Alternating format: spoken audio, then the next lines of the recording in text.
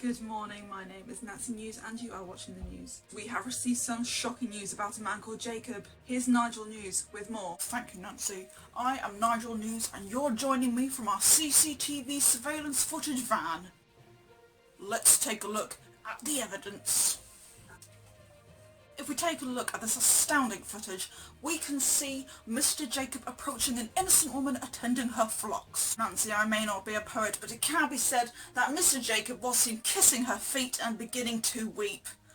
What a weirdo. We press on to see what may be described as Mr. Jacob arranging an employment deal with his uncle Laban. However, it seems Mr. Jacob might be interested in a little bit more than his uncle's finances, perhaps even his father Isaac's finances. I can confirm that after watching 7 years worth of CCTV footage, things get interesting again. It's rumoured that Laban conjured a despicable plan. Mr. Laban and Mr. Jacob seem to have arranged a business deal. It's said that if Jacob agreed to labour for 7 years, he would receive his uncle's daughter's Rachel's hand in marriage. However, Laban reportedly swapped the sisters, and Jacob, when he was taking Rachel to be his wife, he actually took Leah. He canoodled with the wrong sister. Scandal! After watching another 7 years of diabolically boring footage, things got interesting once again. It appears Rachel and Jacob did indeed shack up and become Jachel. However, no Jachel Juniors were emerged. What's that? What? Incoming news. Spiffy and Spencer from the sports team now. Today we are watching Rachel versus Leah for the Baby Mama Cup. And Leah is off to a great start as she scores with Ruben. And here she is again with baby Simeon, baby Levi, and baby Judah. Rachel's subbing in her ball girl Bill Hart. Bill Hart backs baby Dan.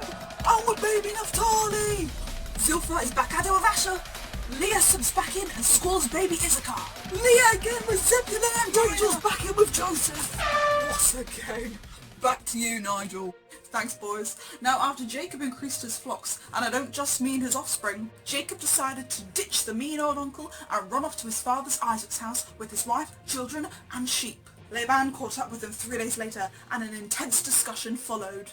By this point, we have over 14 years worth of CCTV footage, so it's no surprise the audio didn't quite manage to capture this discussion. However, it is good to see that this discussion did seem to end in a positive resolution. And what a better way to round off all the drama than with a family reunion, a good old picnic, and a huge stone pillar to symbolise the age-old phrase, I'll stick to my side and you stick to yours. We wish life was easy, don't we? We maybe wish that life was like in Hollywood. How the good guy easily defeats the bad guy, while the boy and girl fall in love and live happily ever after. Perhaps in our own lives we can remember times when it seemed easy. For me, it was when I went to university. It was an incredible year. I finished in school, going to university, amazing moments. It seemed like an adventure. But sadly, in reality, it's complicated. Hollywood doesn't entirely shy away from this. Do you realise it takes 3 hours for the good guy to defeat the bad guy, or for the boy and girl to fall in love? That's because there's about 2 hours of complex issues that arise. We know this in our own lives too.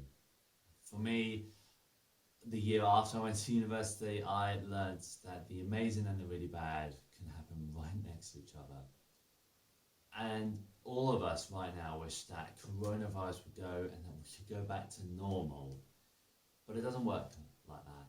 Life wasn't easy in the Bible times either. Sure, there was, as far as we know, no pandemic when Jacob was around, but he still had to work tirelessly to take care of the sheep, and he had issues around relationships. The story of Genesis 29 to 31 may seem strange to us, but it just reflects the culture at the time. It still shows a man facing the complex issues of life. Indeed, you may be facing issues around relationships at work in the middle of this pandemic. Yet throughout this, God is working in this situation for Jacob. He reminds Jacob in chapter 31 verse 3 that he is with him. This is the same for us today. God is with us. Maybe not with dramatic miracles, but with the assurance that he will never leave us alone, no matter how tough it gets. Why don't you listen to some music?